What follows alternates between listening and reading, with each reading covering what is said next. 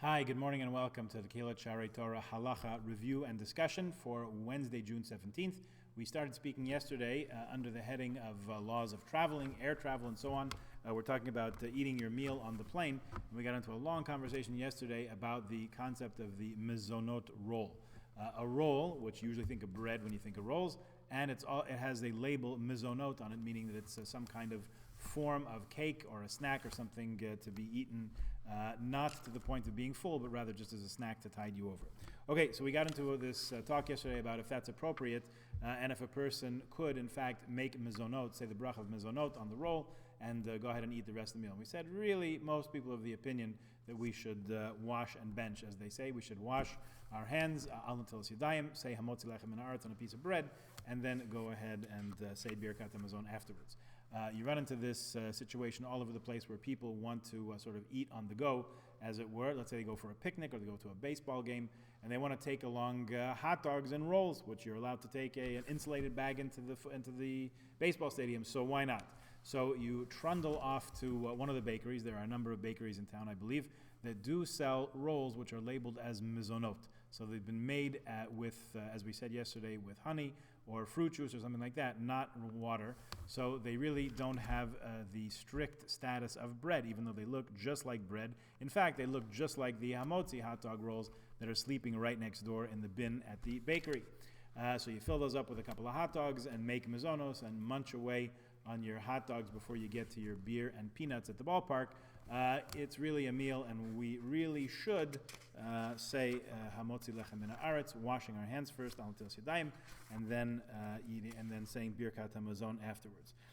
So I don't want to go so far as they go here, which is really to call it out and say you can't do it, and it's a misnomer, and it doesn't exist. There is a legitimate opinion that says that, but nowadays we tend to be more careful. They note that some hashgacha, some kosher supervising agencies do not permit bakeries to make mezonot rolls. When you have a big kosher economy like you have in New York, you'll find a number of bakeries, all they do is mezonos rolls. They make challahs, and they make hot dog rolls, and they make bagels. It's all made with fruit juice, with apple juice, so it's all technically mezonos, and if you eat half a dozen of those bagels, it's still washing and hamotzi, if we're being honest with ourselves.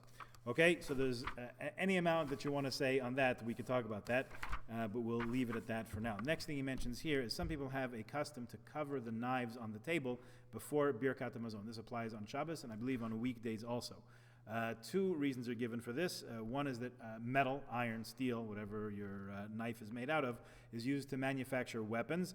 And our table, the table that we eat on, whether it's our dining room table at home or a folding table downstairs in the Davidson Social Hall, or that little plastic fold-down table in front of you that your neighbor is cranking his seat back and winding up in your salad there. Anyway, it's a mizbeach. We're eating on it. We're elevating our food as something that brings us closer to Hashem, because we eat kosher food. We make blessings over it and so on. And it's inappropriate to have a knife there when we recite the blessings that include peace, because metal is an instrument of warfare, and we're talking about peace.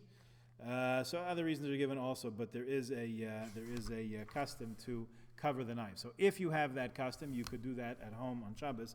He says here in the name of Rav Belsky, whom he often quotes here, and other latter-day poskim, Rivuvos Ephraim, and some others, Rav Eliashiv, to say that usually they serve you with a plastic knife, unless you're in business class or first class. Then check with your local Orthodox rabbi.